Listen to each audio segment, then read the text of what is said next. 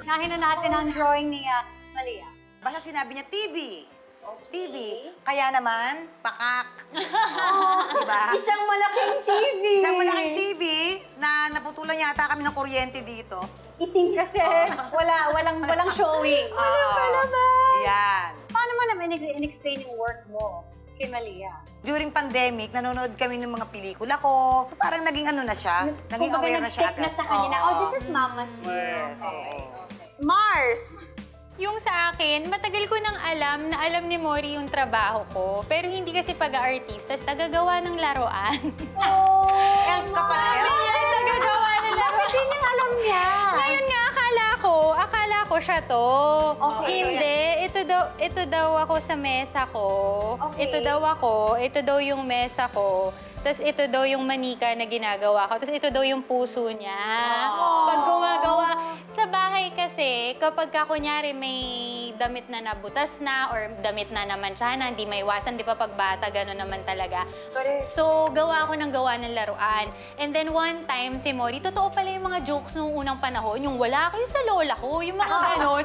Kasi narinig ko siya, nakikipagganunan siya dun sa kaibigan niyang Inglesero, di ba sila nagkakaintindihan? My mama, she came from the States and I have so many toys. Tapos sabi niya, my mom is a lawyer. What? Sabi nung anak ko, well, my mom's a tindera. Sabi you know what tindera? Sabi ko, ito pala yung mga jokes noong unang panahon. Sinasabi pala talaga. Sinasabi. Alam pala nila yon. Kasi marakit kasi ako. Nung hindi ako nag-artista, hindi ako mapili sa trabaho. Kunyari, gumawa tayong tinapay, white bread lang. Okay. White bread lang na tinapay, gagawa ako 2 lang. Kasi hindi ko alam kung maraming bibili. Eh, syempre, 6 floors yung unit namin. Pag lalagyan ko ngayon yan ng flyers, di sulat lang sa pad paper. Tapos lalagay ko yung Viber number ko. Tapos sasabihin ko sa kanila, kaya ko mag-deliver ng 8 a.m. everyday fresh. Diba? Eto na. Minsan may nag-doorbell. Hindi ako nakapag-text. Wala kasi akong load. Out of stock na po. 2 lang naman yung ginawa. So, ang technique, kakalmahan mo lang muna para walang nasasayang na ingredients. Tapos pag alam nila na, nauubusan, dapat to-order tayo. So, kumikita ako nung time na yun, 800 to 1,000 per day. Eh, 30 days mo yun. Oo, di 30,000 At din nasa yun. bahay ka lang. Ibang abilidad ni Mars. Grabe. Iba, Mars. Iba. Mars, ikaw na! Okay, ito ang aking Siyempre, picture. nag-drawing din si Primo kung ano sa tingin niya ang iyong Ano ba yan? work. At may kasama pa siyang kamay pa niya dyan, ine-explain niya kung ano. Okay, so ito daw ako. Ano yan? Okay, ikaw yan. Ako daw, alien daw ako. Aba, Oo, may dalawa ka pang ulo sa ibabaw mo, Mars, Mars. ito lang ang nakakatawa doon. Ano yun? Siya daw yan at si Baby Bro. Oh. Karga pa daw, pinipiggyback pa daw sila. Okay, Mars! Di ba, Mars, kasi di ba kapag nagtitaping ako sa bahay, parati sila nang gugulo sa akin. Correct. Oo, na-miss ko tuloy. Ano ba?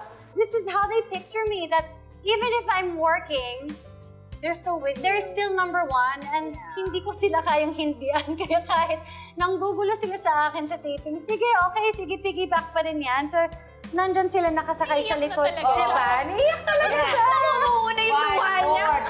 Kasi natuwa ako kay Primo kasi hindi lang sarili niyang naisip niya, pati si Baby Bro. Oo, tapos may court daw dyan. Okay. Tapos sabi daw niya, tumawid daw siya doon na kuryente siya. Siguro kasi yung grounded siya or something. Siguro kasi Mars, yung work from home setup ko, oo. medyo ano na siya talagang nakasetup siya, ang dami ng mga chords na kung saan-saan. Nice one, Mars! Feeling ko parang ano yung mapa kung saan nakabaon yung kayamanan. Wow, sige, i-keep ko nga to. Nasaan nga ba? Okay, ako naman. Sinala naman yung nag-draw nito. Ayan. Ay. So, makita mo, may babae dito, tas ang daming bilog, Mars, daming bilog-bilog na nakapaikot. So, tinanong ko rin si VJ kung ano bang explanation ni Lala dito. Ito daw, mga footprints ko daw to. Kasi daw, when mommy's working, she's always walking around. So, nag-gets naman niya.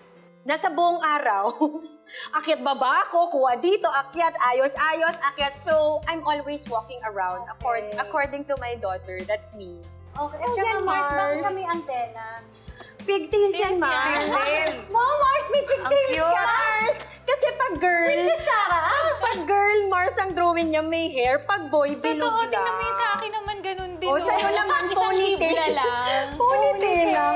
Oh, pero it's Ang nice, cute. diba? Na parang, yun pala yung naiintindihan ng mga anak natin na ginagawa natin sa mata nila.